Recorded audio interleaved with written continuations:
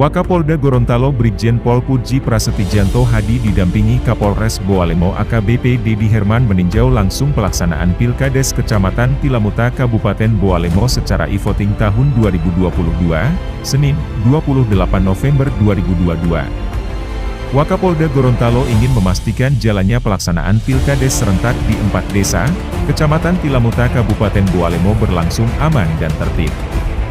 Orang nomor 2 di Polda Gorontalo itu, mengunjungi dan memastikan kondisi tempat pungutan suara yakni, TPS yang berada di Desa Mohungo, Desa Limbato, Desa Pentadu Barat dan TPS di Desa Lamu.